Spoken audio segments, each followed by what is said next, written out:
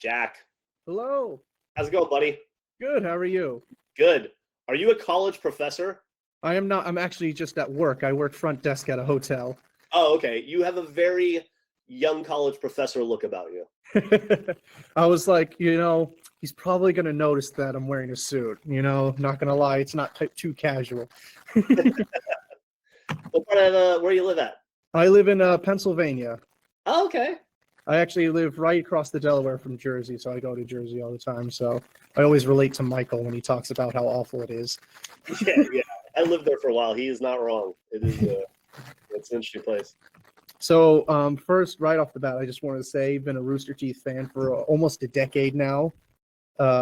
Just love all the content you guys create and all that. I'm a true fan, true believer. Thank you. Throughout all the controversies, I'm like, no, this isn't going to bring them down. It's going to one step back, two steps forward, We're still hanging on. We don't know when to quit. So So first, I've always wondered, how much input did you personally have, like at the start of Red versus Blue, like writing wise and stuff like that? in terms of Red versus Blue, the product itself, very little, to be honest with you. Bernie had a really clear vision for what he wanted to do with RVB, and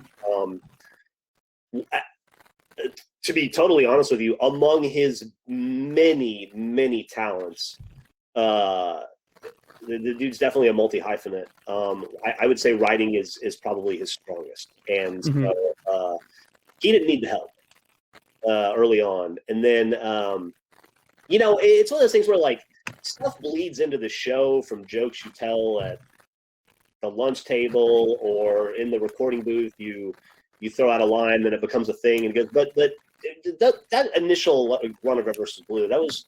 I mean, I would be remiss to try to take any credit from that, because at least in terms of the creativity of it, because Bernie did such a phenomenal job with it. I was just happy to be able to participate and to be a grunt to help him out. Even with your own character Griff, did you have like little leeway, be like, oh, I think this is funny, I'll just say this? Or yeah, for sure. And I think that's the case with, I mean, I think that would be the case with all characters in RVB. It's like some of the most fun, especially in those early days, is you take a script and you go into the recording booth, and then it would be like me and Bernie or me and Matt or whoever, and then you just like bounce shit off each other, and you get the lines done. We do what's called a 3-pass, where you'll go through and you'll do 3 passes on each line, and then if there's anything that comes to like that stands out to you, that's like, oh, I think Griff might do this a little differently, or it'd be funny if Griff did this, or maybe Griff's scared of bats, or whatever it is, I don't know,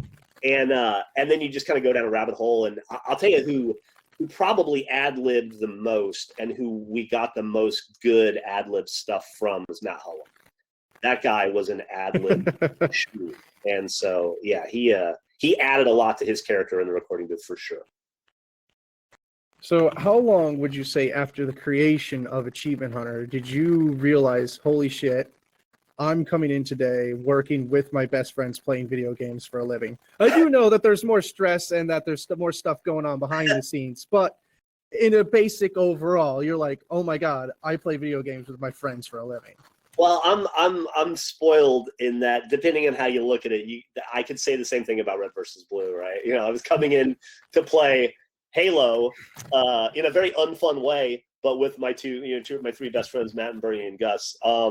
So it was kind of a logical extension for me. And to be totally honest with you, it was a bit refreshing in the sense that I really loved the early days of Red versus Blue when we were in Bernie's spare bedroom, and then we were in a very small apartment not too long after that, where it was like 5 people putting their heads down, working very passionately on something, and that they could still be precious over it because it was small enough that they could all they can handle it between them. And as Rooster Teeth grew and became a bigger company, I missed the spare bedroom. Yeah. So when I created Achievement Hunter, I didn't realize it at the time. It wasn't, I wasn't that prescient, or certainly I didn't know myself well enough at the time. But what I was doing was I was recreating the square bedroom, and so those early days of Achievement Hunter, especially, are some of the most special days I'll have in my life. I think because I got to relive that magic that we had in those bedrooms in a different way. But this time I got to be burned, Yeah. And it was really wonderful. So one of the more creative things I've always thought that Rooster Teeth came up with, like you said, Bernie's a master of many things. I don't know if he's specifically the one to come up with it, but Immersion I always loved. And, you were one of the first guinea pigs on Immersion. I always wondered just how bad the like video game food episode really was. Like, was that acting or was all of that food really terrible? No, it was really terrible. That was a bad day for a lot of reasons. One, I don't remember how the episode played out, and how well I don't remember how true we were in the episode. I remember the story was they had you go out drinking a lot the night before, woke you up very early in the morning, and then gave you just a bunch of really bad food. Yeah, they got Gus and I really drunk at a very expensive restaurant called Perry's.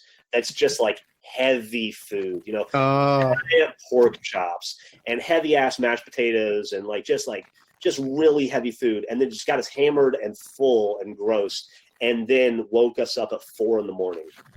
and then just put all that disgusting stuff in front of us. It was as bad as it looked, if not worse. It was brutal. Yeah.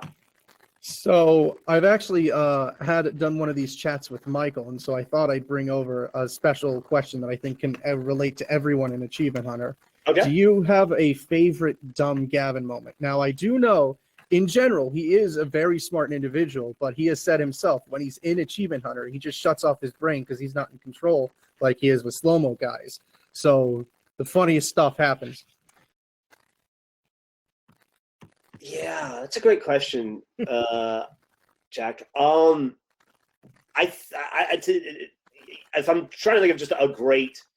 It doesn't even have to be your favorite, just a great one. When you think of what's a classic dumb Gavin moment, Hubert Adams is one of the funniest moments to me, and then the fucking redemption, him being right the whole time, makes it so. It's such a Gavin. Right, he's like this incredibly smart kid who's just misunderstood because he's so affable and unassuming that you can't take him. You can't believe anything that he says. Yeah, I'll go with that one. I was trying to think of something on a more personal level, but because we lived together for so long. But those of course together, yeah. So now, more recent events. You have a lovely podcast called. Yes, sir. How did that go promotion-wise? Was it more difficult to have, a vulgar name? Because I do know the gag with, when you're promoting it on at least the Rooster Teeth, you would get the beeper ready, and, it was a hilarious bit. But, in general, promoting it online, was that difficult? Yeah. Well, peer behind the curtain. I wanted to call it, initially I was going to call the podcast just Andrew. And it was just going to be about Andrew. And the more we started to talk, it just became clear that the thing I wasn't trying to capture was the weirdness of Andrew. I was trying to capture the relationship between the three of us as we all enjoy the weirdness of Andrew. And so when I landed on the idea of calling it Fuckface, I thought, what's a funnier thing to do about a podcast? Like, what's a better way What's a better way to pay homage to the podcast I'm trying to create that is about doing the thing that's dumb, that's going to cause you pain, that's not going to be worth it in the end, but you have to do it anyway because it's funny to you and it's going to make you laugh? Why not call the podcast an unsellable name and then see how that happens? I'm going to give you more time because I'm being gross. So I did have to go to the head of Rooster Teeth and the sales department and say, I'd like to name our new podcast Fuckface. Can you sell ads on it? And they had to go. How realistic is this? Yeah. Yeah. And so they probably would have let me do it either way, but the podcast does have to make money. And so they went away for a while, and the head of sales came back and he said, you know what? I think we can do it. I think we can sell it. And so I thought, all right, well then we're off to the races. Now, just before we run out of time, I just wanted to say also, about 10 years ago, I joined a Halo Red versus Blue clan, and my closest friends I still talk to this day are because of Rooster Teeth in general. And I would not be the person I am today without Rooster Teeth. That is a very, very sweet thing to hear, Jack. And man, thanks so much for sharing that with me. I hope you have a great day. Thank you. You too.